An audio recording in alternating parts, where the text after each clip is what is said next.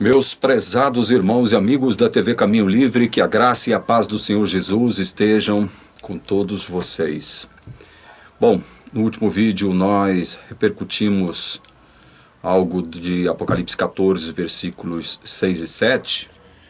Eu quero ler o texto base, mas antes eu quero pedir a você que ainda não é inscrito no canal, que se inscreva, nos dê essa força, nos ajude, nos apoie, inscrevendo-se no canal. Depois que assistir o vídeo, dê o seu positivo ou o seu negativo. Se você ainda não acionou lá o sininho de notificações, faça isso, né? Isso vai contribuir em muito com o nosso canal aqui, ok? Acesse o site adventismo.com.br e saiba de tudo o que a Igreja Adventista não quer que você saiba. Esse site foi criado e desenvolvido pelo meu irmão e amigo, pastor e teólogo Márcio Redondo, que é um dos tradutores da Edições Vida Nova, ok? adventismo.com.br. Acesse e saiba de tudo o que a Igreja Adventista não quer que você saiba, certo? Muito bem, Apocalipse 14, versículos 6 e 7. Vi outro anjo voando pelo meio do céu, tendo o evangelho eterno, para pregar aos que habitam na terra e a cada nação, tribo, língua e povo, dizendo com voz forte: temam a Deus, deem glória a Ele, pois é chegada a hora em que Ele vai julgar, e adorem aquele que fez o céu, a terra, o mar e as fontes das águas. Temos dito que esta mensagem é a mensagem que confronta a exigência do anticristo ou da primeira besta, juntamente com o falso profeta e a imagem da primeira besta, exigem da população da terra, no sentido de adorar a primeira besta. Essa aqui é a mensagem que se opõe à mensagem da besta. Essa aqui é a mensagem, é a última mensagem de Deus para um mundo mergulhado num caos, para um mundo mergulhado em trevas espirituais, as mais densas da história. E nós estamos vendo, nós estamos analisando o conceito de evangelho eterno. Por que o evangelho é eterno? No último vídeo nós elaboramos algo sobre o qual nós já havíamos tratado alguma coisa, a respeito do evangelho eterno. Por que o evangelho recebe esse adjetivo que pertence a Deus? Porque o evangelho é tão eterno quanto o próprio Deus. Porque as boas novas da salvação foram pensadas, né? Elas estiveram na mente santa de Deus desde a eternidade. O plano da redenção não foi um plano contingente elaborado por Deus logo após a entrada do pecado no mundo. Então Deus planejou o evangelho? Planejou. Se Ele planejou o evangelho, Ele predeterminou, evidentemente, a nossa experiência com o mal. Isso é fato, gente. Agora, por conta disso, Ele é responsável, Deus deve ser responsabilizado pelo mal que as suas criaturas praticam? Não. Não deve, porque Deus, o próprio Deus, Ele não se imiscui com o mal, Ele não se mistura com o mal, Ele não contemporiza com o mal, certo? Ele é Deus. E nós dissemos no último vídeo, tratando este assunto delicadíssimo, e é um assunto sobre o qual teólogos, estudiosos, historiadores, intelectuais vêm debatendo há milênios. É um assunto antigo. É um debate antigo esse do mal. Se Deus é amor, se Deus é justiça, se Deus é o bem, é o sumo bem, por que o mal existe? Por que o mal afeta todo o planeta? É óbvio que Deus predeterminou a existência do mal, mas, porém, contudo, com um santo propósito. Nós não podemos alcançar esse propósito santo de Deus aqui, nessa dimensão. Quem sabe na outra dimensão, quando estivermos vivendo com Deus no céu primeiro, depois nesta nova terra, porque veja, gente, o nosso destino final é a terra renovada. Leia Salmo 37. Os mansos e os justos herdarão a terra. Ou seja, o nosso habitar é aqui na terra. Nós não fomos feitos para habitar no céu. E esse assunto é tão interessante, tão amplo, tão profundo, cheio de implicações, né? Que na medida em que a gente vai fazendo algumas análises, falando sobre alguns aspectos desse assunto, muitas vertentes vão surgindo, né? E a gente corre o risco até de se perder, dado a profundidade, a amplitude desse assunto, que é enorme. Enorme. Então, meus irmãos, meus amigos, Deus predeterminou a existência do mal? Sim. Ele, como causa primeira de todas as coisas, é óbvio que Deus, ele predeterminou soberana, né, e livremente a existência do mal. Como causa primeira de todas as coisas. Deus é a causa primeira de todas as coisas, por uma simples razão, por uma premissa irrefutável. E qual é a premissa? Deus criou todas as coisas. Ele é o Criador. Primeiro ele planejou, né? Esteve na mente santa de Deus o propósito de criar todas as coisas que ele efetivamente criou. Então ele é a causa primeira de todas as coisas. Agora, para a atualização do mal na Terra, Deus se utilizou de causas secundárias. Deus é a causa primária de todas as coisas, mas para a atualização do mal na Terra, ele se utilizou de causas secundárias. Ou seja, nós, seres humanos, os anjos, os elementos da natureza, certo? Com um propósito santo. Nós já tratamos desse assunto aqui. E olha, nós paramos num texto que, na minha modesta opinião, é um dos textos mais importantes de toda a Bíblia. É o que está em 2 Timóteo. Abra comigo aí. Deixa eu abrir a minha Bíblia aqui na nova versão atualizada, Nova Almeida atualizada. 2 Timóteo, capítulo 1, versículos de 8 a 10. Vamos ler. Portanto, não se envergonhe do testemunho de nosso Senhor, nem do seu prisioneiro, que sou eu. Pelo contrário, participe comigo dos sofrimentos a favor do Evangelho, segundo o poder de Deus. Olha só isso aqui. Que nos salvou e nos chamou com santa vocação, não segundo as nossas obras, mas conforme a sua própria determinação e graça, que nos foi dada em Cristo Jesus antes dos tempos eternos, e manifestada agora pelo aparecimento de nosso Salvador Cristo Jesus. Ele não só destruiu a morte, como trouxe à luz a vida e a imortalidade mediante o Evangelho. Por que nós não devemos nos envergonhar do Evangelho? Porque foi através das boas novas, das boas notícias, de que Deus planejou nos salvar antes de todas as coisas serem criadas, é que Ele nos salvou e nos chamou.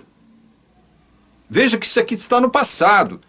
Deus nos salvou e nos chamou com santa vocação, ou seja, a salvação, o chamado é santo, ou seja, provém de Deus, se origina em Deus, vem de Deus, procede de Deus. Essa salvação não é algo que o ser humano tem a capacidade ou o poder ou a aptidão de realizar em prol de si mesmo. Essa coisa de o ser humano ter condições de salvar a si mesmo, é coisa de humanistas, é coisa de iluministas, é coisa de renascentistas, é coisa de ideologias, ideias, pensamentos, dogmas centrados no homem, antropomorfismos, antropopatia. Isso é coisa do homem. Essa coisa do homem achar que ele tem a solução para os próprios problemas, que ele pode salvar a si mesmo de algum modo, que ele pode salvar o mundo, que ele pode melhorar o mundo. Isso é coisa do diabo, que o diabo tenta incutir na humanidade, com o intuito de complicar mais as coisas e piorar mais o mundo. Todo ser humano que se levantou com essa ideia de melhorar o mundo, de reformar o mundo, de transformar o mundo por si mesmo, observando-se recursos apenas e tão somente humanos, recursos antropocêntricos, centrados no homem, eles, de algum modo, pioraram o mundo, causaram mais desgraças ao mundo. Podem perceber, a doutrina socialista, comunista, ela trouxe tanto malefício ao mundo, ela prejudicou tanto o mundo, porque Marx adotou, assumiu a ideia, o pensamento fixo de que o homem, ele poderia se tornar novo homem, e tornando-se novo homem, ele poderia transformar o mundo, mudar o mundo, melhorar o mundo. E hoje nós percebemos que o que todo seguidor de Marx já produziu no mundo, esse movimento comunista, socialista, imbuído das ideias originárias ou estruturadas, sistematizadas muito em Marx e em outros filósofos, em outros pensadores que antecederam o próprio Marx. Nós podemos citar aí Jean-Jacques Rousseau e o mais antigo de todos, Platão. Platão também advogou certos pensamentos associados a essa ideia de transformar o mundo, melhorar o mundo, fazer um mundo ideal. Todos esses que pensaram e agiram deste modo conseguiram piorar o mundo. Mas o evangelho que procede de Deus, é só através dele que nós realmente somos salvos. E é por Deus que nós somos chamados, o nosso chamado, a nossa vocação é santa, ou seja, procede do santo. Não procede de nós mesmos. A iniciativa não vem de nós. A iniciativa sempre é de Deus. Por quê? Porque o evangelho nasceu na mente de Deus na eternidade. Nós não temos como apreender todos os aspectos implicados nesta afirmação, de que o evangelho nasceu na eternidade. O evangelho é eterno. Nós podemos, como eu disse no último vídeo, arranhar a superfície desse assunto. Que nos salvou e nos chamou com santa vocação, não segundo as nossas obras, pelo amor de Deus. Quando é que os cristãos na terra vão entender isso? O anticristo, juntamente com o falso profeta e a imagem do anticristo, a imagem da besta, eles tratarão de proclamar no mundo a ideia de que o homem, ele tem a solução para os próprios problemas. O homem pode, veja bem, o homem através das suas obras religiosas, ele pode conquistar méritos diante de Alá. E conquistando méritos diante de Alá, ele garante a sua entrada no paraíso. Esta ideia tem sido tremendamente pregada pela religião islâmica desde o seu surgimento. Desde o seu surgimento. Então, o evangelho é aquilo com o qual nós iremos, é a nossa principal arma, é aquilo com o qual nós iremos combater as mentiras do islamismo. É o evangelho, é através do evangelho que a gente confronta o Islã. Aí eu não estou falando aqui, veja bem, de técnicas de conversão de muçulmanos, não é isso que eu estou falando. Eu acredito muito mais na unção poderosa do Espírito Santo, acredito no poder de Deus, acredito na providência divina, acredito no socorro divino. Não estou dizendo que as técnicas de conversão, de pregação, né, as missões transculturais não são importantes. Não é isso que eu estou dizendo. Eu não bato nessa tecla, eu não sou um expert nessa tecla de missiologia, missões transculturais. Esse é um assunto que eu ainda não estudei, então eu não falo sobre isso, mas pelo fato de eu não falar sobre isso, eu não deixo de reconhecer a importância que isso tem na vida de todos nós cristãos de toda a terra. Só que, como eu citei num dos vídeos anteriores, existem algumas cidades muçulmanas, islâmicas, que não permitem a entrada de infiéis, daqueles que eles chamam de infiéis. Gente ímpia para eles. Os judeus são ímpios para eles. Nós cristãos somos ímpios para eles. Os católicos são ímpios para eles. Então, tem cidades que não permitem a entrada de gente infiel. Meca é uma delas. Só entra em Meca muçulmanos. E assim como Meca, existem outras cidades que vão nessa mesma linha. Então nós temos dito aqui, irmãos, trabalhando essa ideia de que, olha, besta não vem do catolicismo, Babilônia, a mãe e as suas filhas não são cristãs. Babilônia não se originou do cristianismo. Babilônia não se originou da religião divina, da religião que consagrava o verdadeiro Deus, o Deus criador de todas as coisas. Nós vimos no vídeo passado, falamos um pouquinho sobre isso. Quem começou tudo isso? Quem começou essa história de Babilônia? Nimrod, com a sua própria mãe. Nimrod casou com a própria mãe, Samiramis. E daí, a partir da construção da Torre de Babel e da confusão das línguas ali, quando Nimrod, com aquela grande multidão, afrontou Deus, olha, nós vamos tornar célebres os nossos nomes. Nós não queremos compromisso com Deus, esse Deus criador. Nós elegeremos os nossos próprios deuses. Nós vamos ter os nossos próprios deuses, nós vamos criar a nossa própria religião. Nós não queremos nada com esse Deus criador que pediu para a gente espalhar para a terra. Pediu para a gente espalhar pela terra, mas não, nós queremos ficar por aqui mesmo. Nós queremos tornar célebres os nossos nomes e não queremos depender desse Deus. Nós vamos construir uma torre de tal forma que, caso venha um outro dilúvio, a gente não precise mais de nos socorrer com esse Deus maldoso. Então veja, gente, a história de Babilônia, ela não está vinculada a cristianismo. Ela não esteve vinculada à religião de Israel.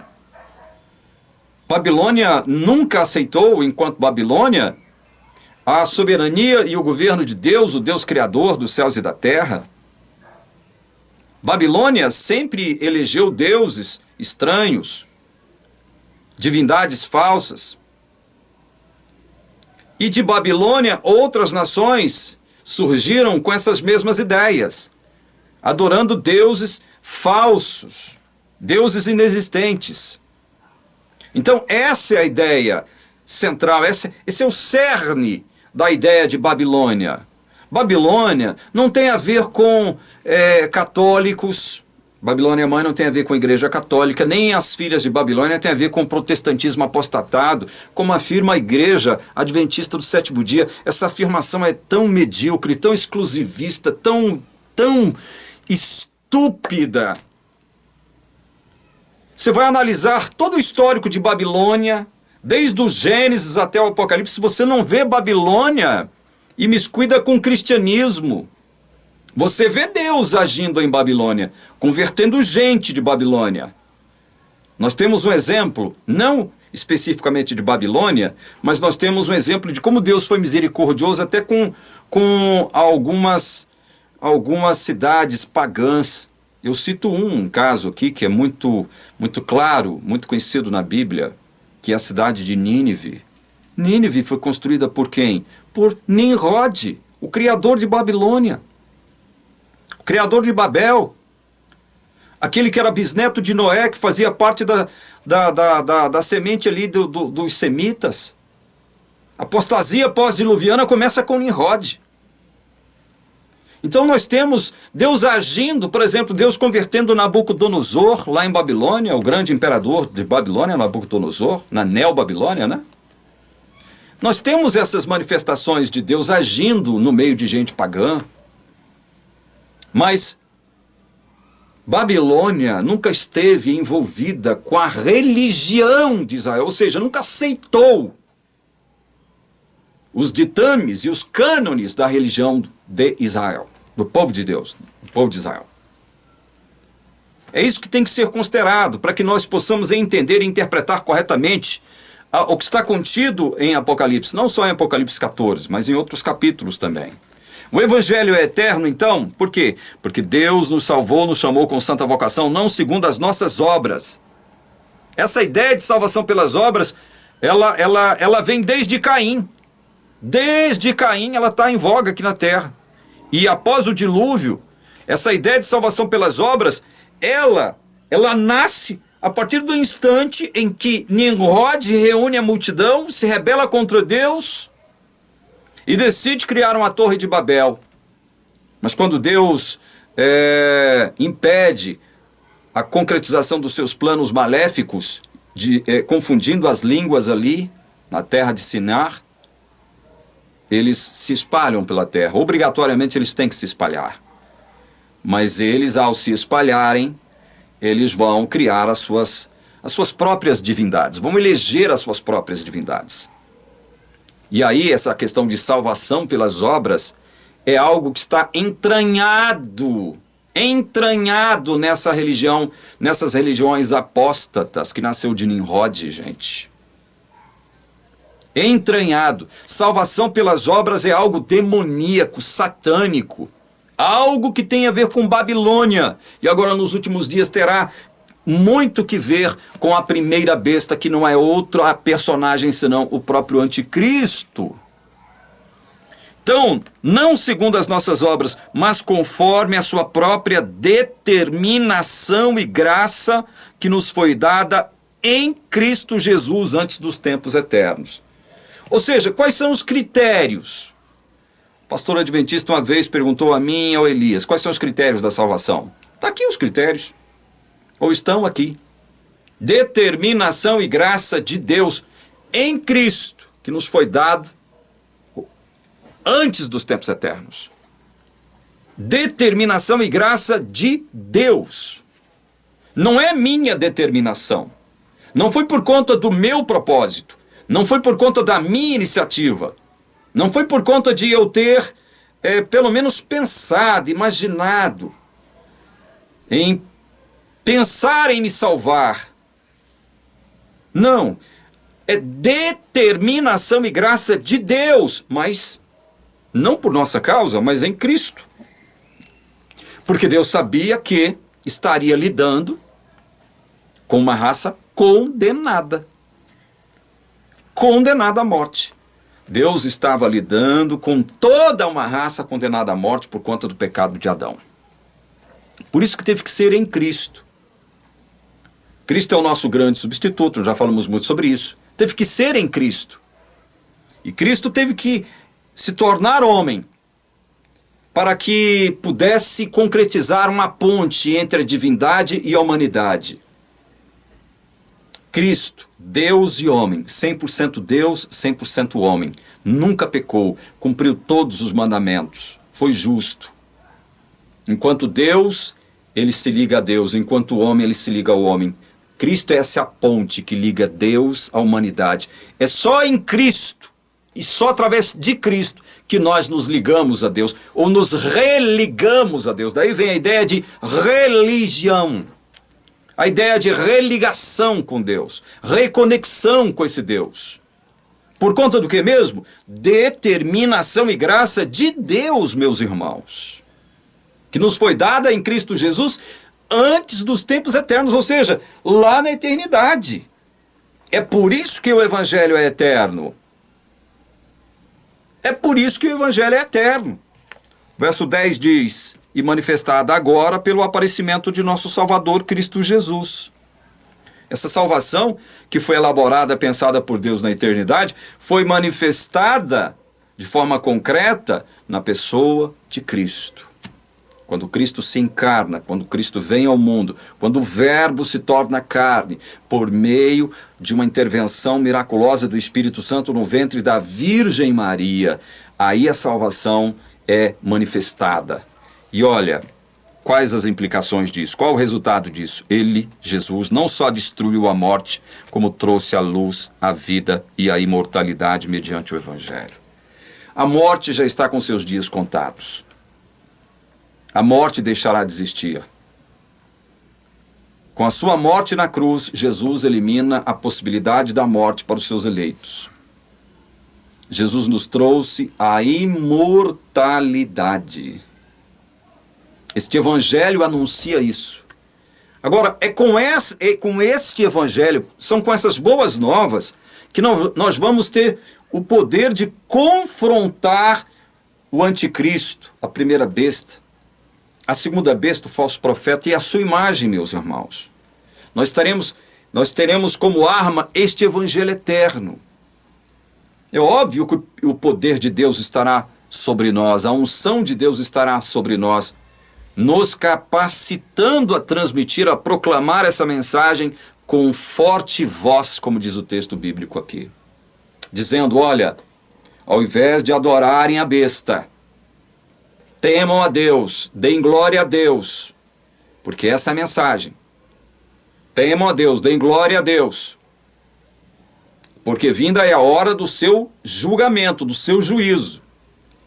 Então, ao mesmo tempo em que o Evangelho chama a nossa atenção para adorarmos o Deus Criador dos céus e da terra, que fez todas as coisas, é o nosso Salvador, é o nosso Redentor, a mensagem também proclama juízo para quem? Para os adoradores da besta. Proclama um juízo para a Babilônia. Proclama juízo para os adoradores da besta. Proclama juízo para a Babilônia. É uma mensagem com duplo sentido. Evangelho para o povo de Deus que ainda não foi alcançado por ele. Juízo para os adoradores da besta, para os seguidores de Babilônia. Então nós temos esse duplo aspecto dessa mensagem.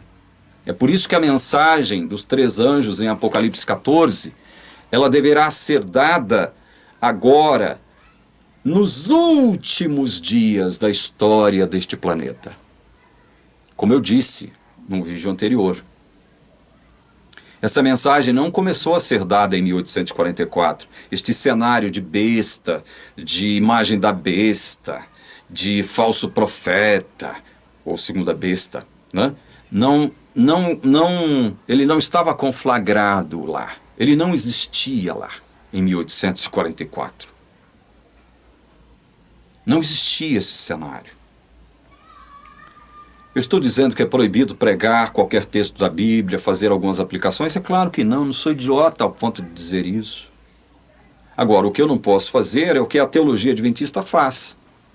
Ela pega o texto de Apocalipse 14, conecta a outros textos, não só de Apocalipse, aí entra Daniel e outros textos bíblicos, proféticos, né?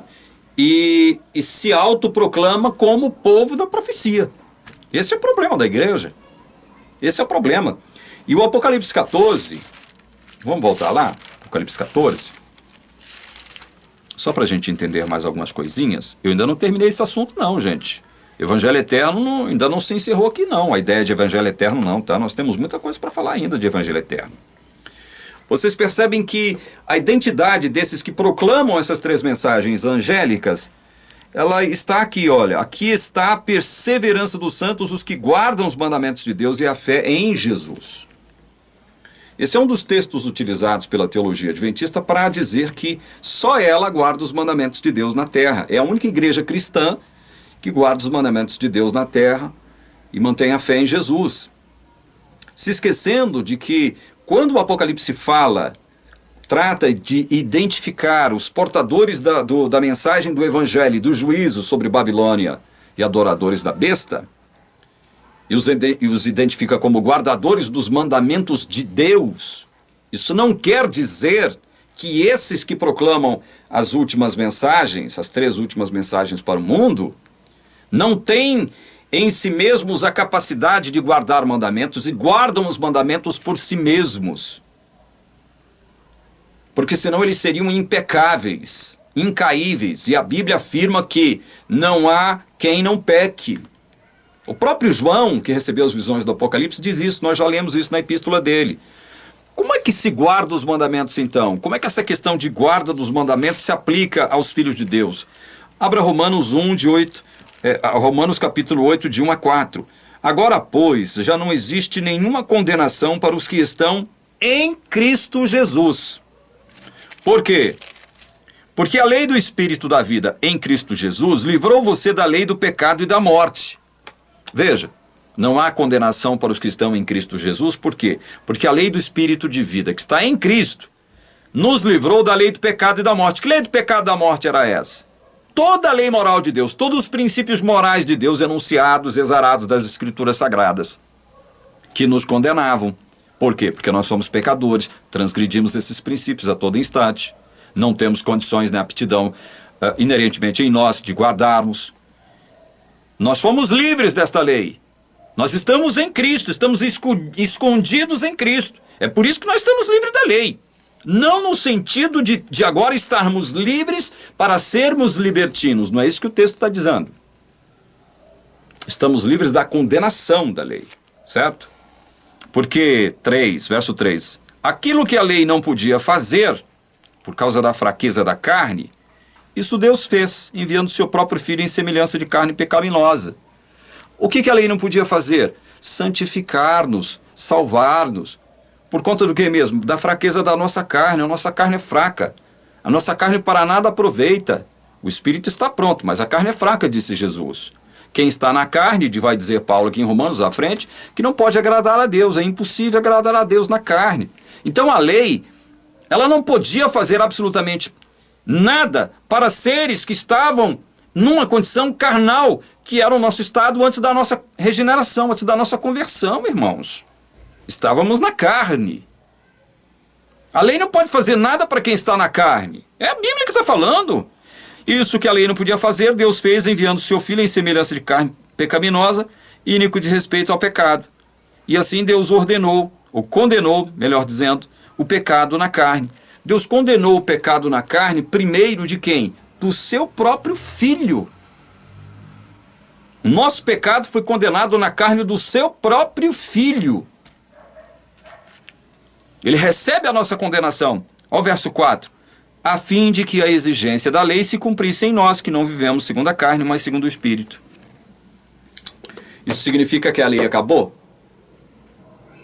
Viver segundo o Espírito significa que nós não devemos obedecer aos princípios morais da lei de Deus? Claro que não. Pelo contrário.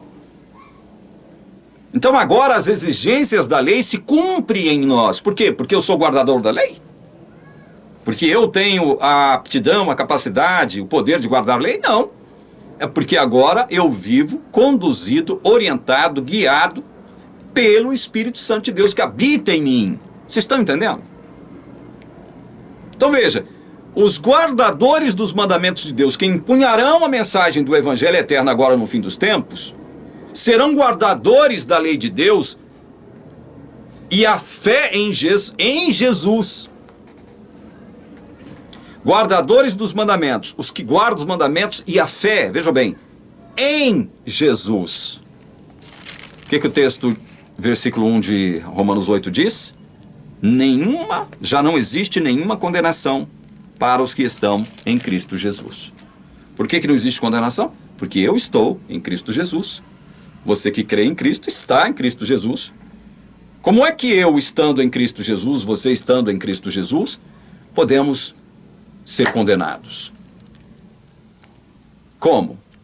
Então veja, estar em Cristo Jesus é aquilo que faz com que agora, aos olhos de Deus, as exigências da lei se cumpram em nós. Nós somos guardadores da lei. Não porque somos aptos para guardar a lei, mas porque Cristo guardou em nosso lugar e nós estamos em Cristo. Guardar os mandamentos e a fé em Jesus. É em Jesus que eu guardo os mandamentos.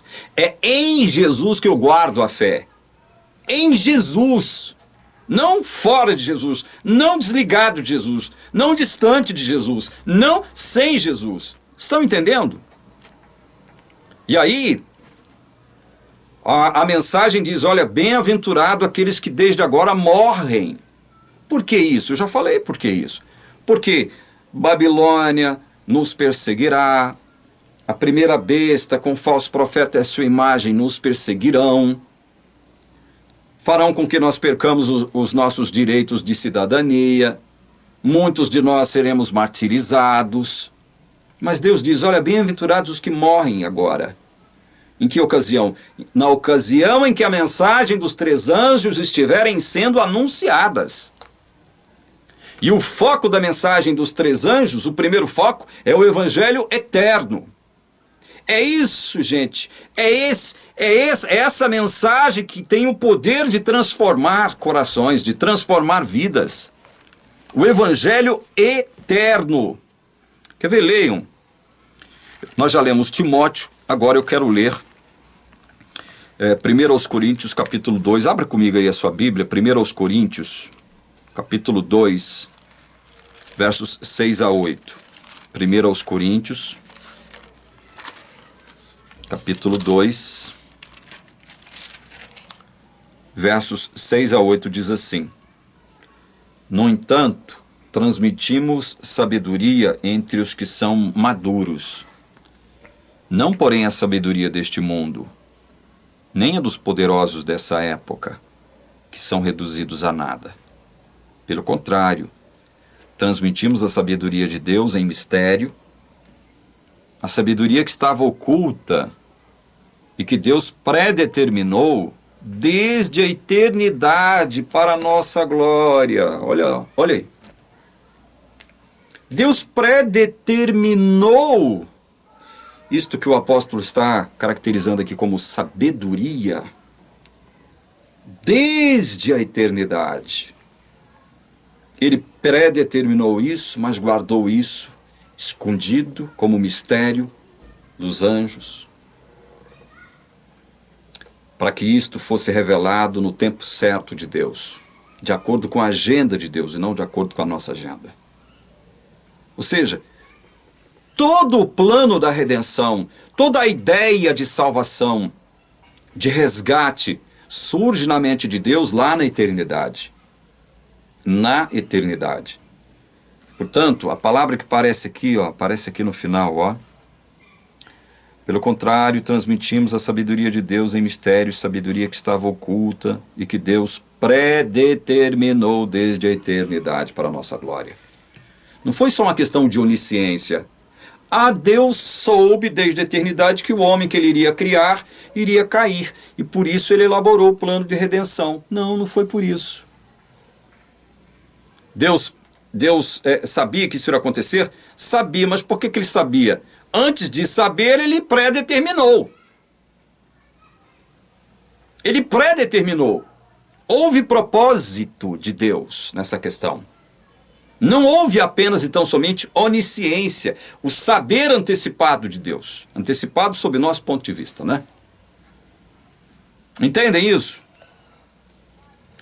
Nenhum dos poderosos deste mundo conheceu essa sabedoria, porque se a tivessem conhecido, jamais teriam crucificado o Senhor da glória. Paulo agora fala em termos humanos. Vocês estão percebendo que essa ideia de evangelho eterno realmente é eterna? É eterna. Não é algo contingente, não é algo que procedeu do antropos, do humano. Não é algo que parte do humano para Deus, é algo que parte de Deus para o humano, gente. Toda glória e toda honra devem ser dadas a Deus. E aí eu quero fazer referência a uma série de passagens e de textos que vão elencar mais alguns aspectos deste evangelho eterno, sobre os quais nós já tratamos, mas é sempre bom a gente estar revisitando. Lucas 10, 20. Abra comigo. Lucas capítulo 10, versículo 20. O texto de Lucas diz assim: No entanto, alegrem-se não porque os espíritos se submetem a vocês, e sim porque o nome de cada um de vocês está registrado no céu. Um dos argumentos arminianos para poder combater esse texto aqui é dizer o seguinte: olha, isso aqui é uma descrição daquela obra que Jesus comissionou os 72 discípulos que saíram em nome de Jesus fazendo curas, milagres, sinais, e dentre eles havia gente em conversa, e a prova disso é que Judas estava ali no meio. É óbvio, gente, que Jesus, quando diz isso aqui, ele diz de um modo generalizado ali para aquele grupo, mas sabendo quem era quem. Isso fica claro no texto de João. No Evangelho de João, capítulo 6, Jesus deixa claro, olha, né, João dizendo, né, escrevendo, Jesus já sabia desde o princípio quem é aqueles que criam e quem é aquele quem o iria trair. Desde o princípio Jesus já sabia, portanto, desses a quem Jesus sabia que criam mesmo de fato e de verdade nele, que eram seus discípulos verdadeiros, ele disse a respeito deles o seguinte: olha, alegrem-se, não porque os espíritos se submetem a vocês, e sim porque o nome de cada um de vocês está registrado no céu. O nome desses já estava registrado no céu. Leiam comigo Filipenses 4:3. Você percebe agora, ao ler, você vai perceber ao ler Filipenses 4:3, que o apóstolo Paulo, ele simplesmente trabalha ali, sabe, seguindo os passos de Jesus. Filipenses 4:3 diz assim: peço também a você, fiel companheiro de julgo, que auxilie essas mulheres, pois juntas se esforçaram comigo no evangelho, juntamente com Clemente e com os demais cooperadores meus, cujos nomes se encontram onde? No livro da vida. Os nomes desses cooperadores, verdadeiros cooperadores de Paulo, e dessas mulheres que com ele também cooperavam, já estavam no livro da vida. Abram comigo agora Hebreus capítulo 12, versículos 22 e 23. Os textos dizem assim: pelo contrário, vocês chegaram ao Monte Sião e à cidade do Deus vivo, a Jerusalém celestial e a milhares de anjos. Vocês chegaram à Assembleia Festiva, a igreja dos primogênitos arrolados nos céus. Igreja dos primogênitos arrolados nos céus, ou inscritos nos céus. Mais precisamente onde mesmo? No livro da vida. A igreja dos primogênitos, essa igreja está toda ela inscrita no livro da vida. Onde mesmo? No céu. O livro da vida pertence a Deus, pertence ao céu. Vocês chegaram a Deus, o juiz de todos, e aos espíritos dos justos aperfeiçoados. Estão vendo? Os nomes daqueles que pertencem verdadeiramente a Deus já estão registrados nos céus. Bom lembrar agora o seguinte, Apocalipse capítulo 20, versículo 15. Apocalipse capítulo 20, versículo 15. Isso aqui é uma cena isso aqui é um trecho da cena do juízo final, tá? E se alguém não foi achado inscrito no livro da vida, esse foi lançado no lago de fogo. No juízo final, o livro da vida será evidentemente aberto, como prova de que aqueles que serão lançados no lago de fogo para experimentarem uma destruição eterna não se encontravam no livro da vida. Eles nunca estiveram lá. Nunca estiveram lá. A teologia adventista vai dizer que o nome de alguém, mesmo estando no livro da vida, não significa que ele permanecerá para sempre ali, porque Deus pode apagá-lo. Citando Êxodo 32, 33, de forma descontextualizada, inadvertida, inapropriada, porque Deus ali não está fazendo uma afirmação relativa ao livro da vida. Por que não? Porque nós vamos mostrar aqui agora para vocês, mais uma vez, por que não. Então veja, o livro da vida no juízo final, no final de todas as coisas, quando Deus estiver condenando toda a impiedade, será aberto, como prova de que esses que estarão sendo condenados nunca tiveram seus nomes ali. Olha o Apocalipse 21, versículo 27.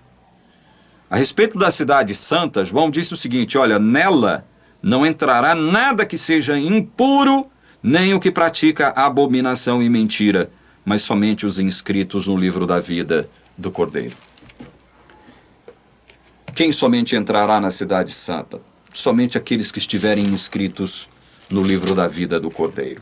Agora é bom a gente situar aqui o seguinte: quando é que esse livro foi escrito? Apocalipse 13, 8.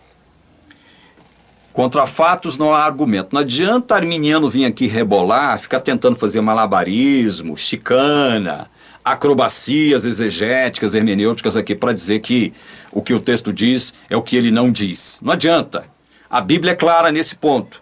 Apocalipse 13:8 diz assim: e ela, a besta, né, será adorada por todos os que habitam sobre a terra, aqueles que desde a fundação do mundo não tiveram os seus nomes escritos no livro da vida do Cordeiro que foi morto. Quem adorará a besta?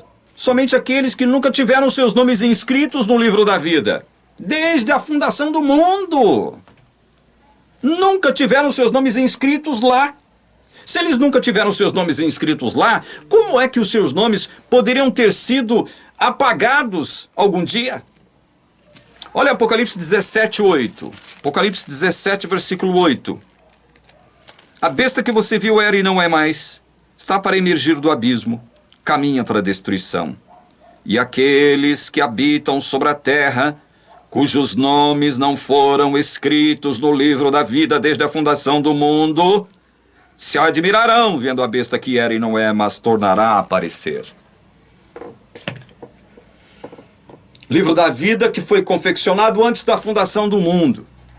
No livro da vida estão os nomes de todos aqueles que Deus vem efetivamente salvar.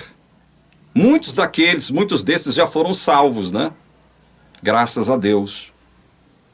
Portanto, não tem essa história inventada pela teologia adventista, graças a muitas chicanas hermenêuticas e exegéticas, a malabarismos, a acrobacias exegéticas da teologia adventista para dizer, não, ninguém pode dizer que está salvo porque isso é presunção.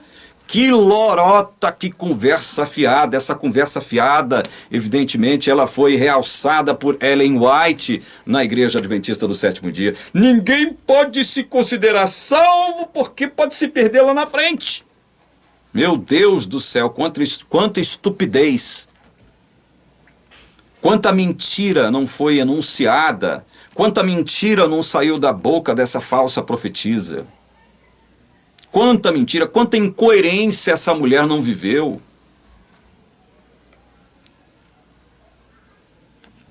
Meus amados, eu expliquei para vocês aqui a questão de Apocalipse 3:5, né?